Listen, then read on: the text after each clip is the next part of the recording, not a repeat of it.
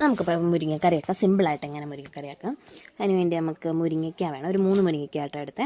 അപ്പോൾ അതിന് മുന്നേ മുരിങ്ങയ്ക്ക അരിഞ്ഞ ശേഷം ഞാൻ എന്ത് ചെയ്തു, പരിപ്പും കുറച്ച് മഞ്ഞൾപ്പൊടി ഉപ്പും ഇട്ടിട്ട് വേവിക്കാൻ വെച്ചു.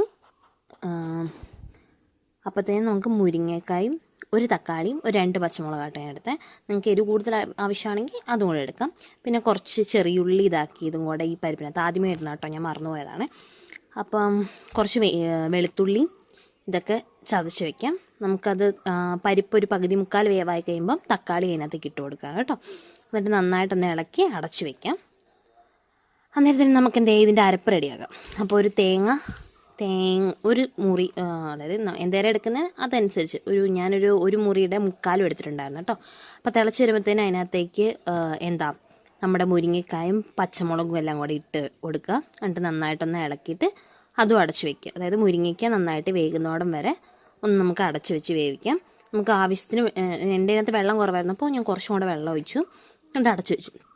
നമുക്ക് അരപ്പാക്കാൻ വേണ്ടി തേങ്ങയും എണ്ണ ഒഴിച്ച് തേങ്ങയുടെ കുറച്ച്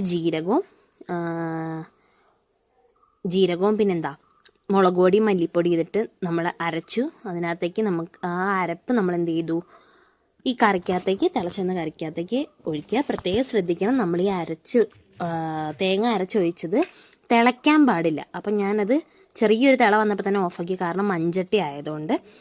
അപ്പം നിങ്ങളത് എന്താണോ യൂസ് ചെയ്യുന്നത് അതനുസരിച്ച് തിള വരാതെ, തിളന്ന പീരയും പിണ്ടിയായിട്ട് രണ്ടായിട്ട് സെപ്പറേറ്റ് ആയിട്ട് കിടക്കും. എന്നിട്ട് അതിനകത്തേക്ക് കടുക് വറുത്ത് ഒഴിച്ചാൽ മതി. ഒരു വറ്റൽമുളകും ഇതാക്കി ഒഴിക്കുക.